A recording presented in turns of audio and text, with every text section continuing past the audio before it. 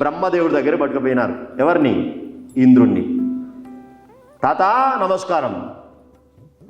గౌతమస్య అభిశాపేన భంగాంగ సుర సంసది పునర్లజ్జావిహీనస్వం పరస్త్రీ రతిలోలుప. ఆయన 4 చివాట్లు పెట్టినాడు. నీకు ఎన్ని జరిగినా బుద్ధి రాదురా నాయన. ఇదివరకే గౌతమ మహర్షి యొక్క విషయంలో మహర్షి శాపం ఇచ్చి ఉన్నాడు, అయినా కానీ నీవు ఇంకా స్త్రీ వ్యామోహం నీకు తగ్గలేదే. తగ్గదండి కోరిక. కోరిక అనేది ఎట్లా ఉంటుందో చెప్పినారు యోగ వాసిష్టంలో. హవిషా కృష్ణవర్త్మేవా, అగ్నిలో నెయ్యి పోస్తే చల్లారుతుంది అనుకునేవాడు పిచ్చివాడే. అగ్నిలో నెయ్యి వేస్తే చల్లారుతుందా?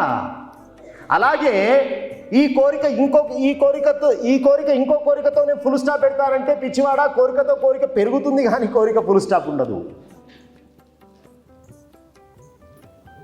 మనస్సు నిగ్రహం మాత్రమే కామానికి ఫుల్ స్టాప్. మనస్సు యొక్క నియంత్రణ మాత్రమే కోరికకు ఫుల్ స్టాప్. ఇన్ని జరిగినా, ఇన్ని అవకాశాలు జరిగినా నీకు ఇంకా నీ మనస్సు నీ నియంత్రణలో లేదు అంటే ఇక నీకు ఆ స్థానం ఎందుకు? అందుకే పోయింది. ఒక స్థానం ఉన్నప్పుడు ఎంత స్టేబుల్గా ఉండాలి. స్థానం రావడం గొప్ప, ఆ స్థానాన్ని కాపాడుకోవడం కూడా. ఆ స్థానంలో ఉన్నప్పుడు మెంటల్ స్టేబిలిటీ ఎంత గొప్పగా ఉండాలి. కానీ నువ్వు కాపాడుకోలేకపోతున్నావు. ఇన్ని అవకాశాలు వచ్చినా. వేషా సశ్రీకమిచ్చంతి నిశ్రీకం న సచంచల. ఏమిరా రంభతో తిరిగినావు కదా, ఇప్పుడు ఎక్కడ పోయింది రంభ? ఎక్కడ పోయింది రంభ? చూపెట్టు. రంభ కూడా వెళ్ళిపోయింది, కుబేరుడి యొక్క స్థానానికి వెళ్ళిపోయింది. అయిపోయింది. నీ రాజ్యం లేదు, అధికారం లేదు, డబ్బు లేదు. వేశ్యాస్త్రీ యొక్క లక్షణం ఎట్లా ఉంటుందిరా? ధనం ఎక్కువ ఎక్కడ ఉంటే అక్కడికి పోతుంది. అట్లాంటి స్త్రీని నమ్ముకొని నీ ఐశ్వర్యాన్ని పోగొట్టుకున్నావే నువ్వు. ఇంకా నీకు ఇన్ని అవకాశాలు, ఇన్ని లక్షణాలు, ఇన్ని స్థితులు జరుగుతున్నా ఇంకా ఆలోచన చేయవా? తాత ఇంకోసారి చెయ్య. ఇప్పుడు చెప్పు ఉపాయం. అంటే నువ్వు లక్ష్మీ అమ్మవారిని అవమానించినావు కాబట్టి లక్ష్మీ అమ్మవారి యొక్క అనుగ్రహం నీకు కలగాలంటే నువ్వు నారాయణుణ్ణి పట్టుకో. నారాయణుని పట్టుకుంటే లక్ష్మీ అమ్మవారు వెంట వస్తుంది. ఇప్పుడు చూడండి, అందరికీ లక్ష్మీదేవి కావాలని చెప్పి లక్ష్మీదేవిని ప్రార్థన చేస్తున్నారు. కానీ అసలు కీలకం ఏంటో తెలుసునా? ఏ అమ్మైనా వాళ్ళ ఆయన వదిలిపెట్టి వస్తుందా అండి? అయ్యవారిని పట్టుకుంటే అమ్మవారు ఆటోమేటిక్గా వస్తుంది.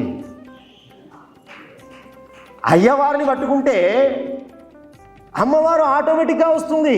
కానీ మనకి ఈ సూత్రం తెలియదు. అమ్మ అమ్మ అమ్మ అంటే మా ఆయన్ని పిలవంది, నేను ఎందుకు వస్తాను రా అనుకుంటూ అందుకే లేట్ అవుతుంది మరి.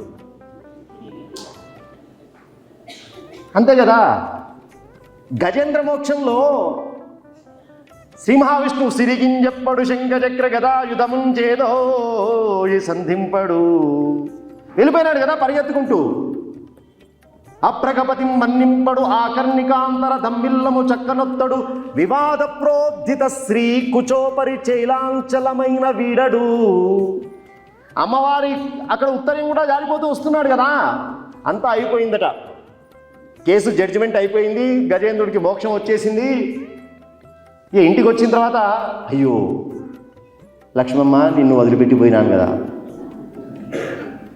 నిన్ను వదిలిపెట్టి తొందరలో వెళ్ళిపోయినాను కదా, ఏమైనా కొంచెం మరి ఫీల్ అయినావు?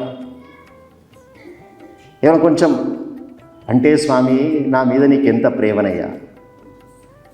ఏం ప్రేమ? పాపం ఆయన తొందరలో చేసిన పనే.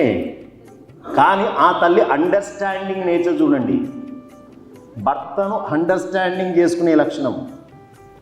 నువ్వు వెళ్ళిపోతూ కూడా నా కొంగు వదిలిపెట్టకుండా పోయినావే నువ్వు.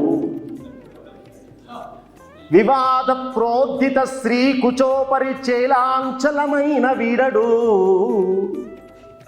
అంత గొప్ప ఎమర్జెన్సీ కేసు వచ్చినా నన్ను వదిలిపెట్టకుండా పోయినావు, ఇంతకంటే గొప్ప అనేది ఏమున్నది అన్నదట ఆ తల్లి. కాబట్టి ఇక్కడ చెప్తున్నారు బ్రహ్మగారు సూత్రం. నువ్వు అమ్మవారిని అవమానం చేసినావు కాబట్టి మొట్టమొదటి అయ్యగారిని పట్టుకో, అమ్మవారు ఆటోమేటిక్గా వస్తుంది.